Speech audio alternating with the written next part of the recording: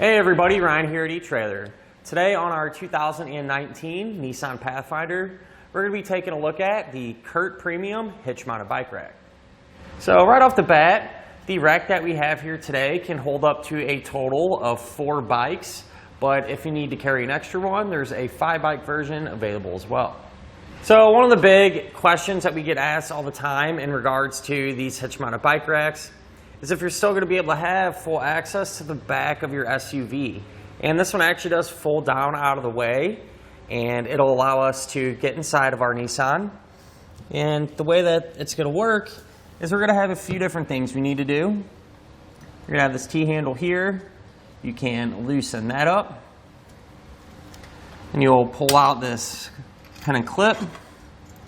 And if you just lift up on this, the rack will swing down and out of the way, and that's going to give us enough space to open up the hatch and get whatever we might need in and out of the back of our Pathfinder. But other than that, my first impression of the rack on the back of the Pathfinder is I think it looks pretty good actually, and it should be a really convenient way to carry around a lot of bikes. I do like where it sets, where it holds our bike. It's kind of chest level, so it should be relatively easy to put your bikes on and get them removed. Now, the way this rack works is very simple. That's one of the things I really like about it. As far as how it holds your bike down, it's going to secure it in 3 different spots.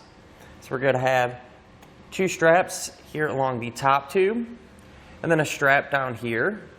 And that's going to act as a anti-sway strap. What that's going to do is help eliminate that side-to-side movement. That way your bikes aren't banging into each other as you're going down the road.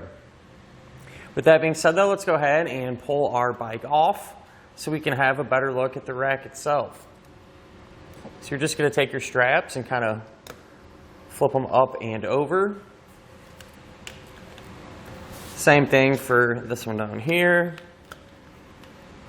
We're able to grab our bike, pull it off, hit the trails, and have some fun. So the cradles here, where your bike's frame is going to sit, are adjustable, and each side is going to be a little bit different. And what that's going to do is accommodate different types of frames. So I think regardless of what type of frame your bike has, chances are pretty good it's probably going to work out with this. And because of that too, you get multiple anchor points. So for example, let's say if you're using this one, you can run your strap this way or this way. Whichever way holds your bike down the best and you feel most comfortable with, you can run it. So that's always nice to have some options. I am relatively impressed with the straps. They're nice and thick and they feel pretty durable. So when you stretch them out, you don't get a ton of movement. Some of the other straps, you can almost when you pull on them, you almost feel like you're going to break them, and that's really not the case with this one. So I see this lasting for quite some time. Now, one thing I do suggest doing whenever you're not using the rack is to just put these straps back in place. That way we don't have to worry about them getting lost or anything like that. Now, there's something we need to think about, and that is whenever we have the rack on the back of our Nissan, it is going to extend the overall length of it. So if we measure from the hatch to the edge of the rack, figure out exactly how much it will be extended. Looks like it's going to be about 39 inches. So definitely something you want to kind of keep in the back of your head whenever you're pulling into your garage or maybe even a tight parking spot. But the good news is these arms actually do fold down, and it's going to make the rack pretty compact actually. It's easy to do. We're just going to pull out this pin and clip. Arms will swing down. Definitely want to make sure to put that pin and clip back in. And like this, it really did free up a lot of space. It actually looks like our furthest point will be down here. So I'll measure from the hatch again.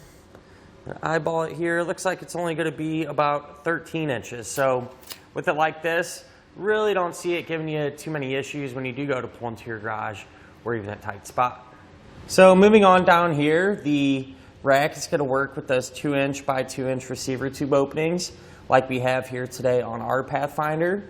And it's also going to come included with a anti-rattle bolt. And what that's going to do is eliminate any slop or play here in the connection point. So it's going to help keep things nice and quiet on the inside of your vehicle. So to kind of give you an example on how it works, say if we're going down the road, hitting some bumps, you can see that the rack is going to move with our Pathfinder and not on its own.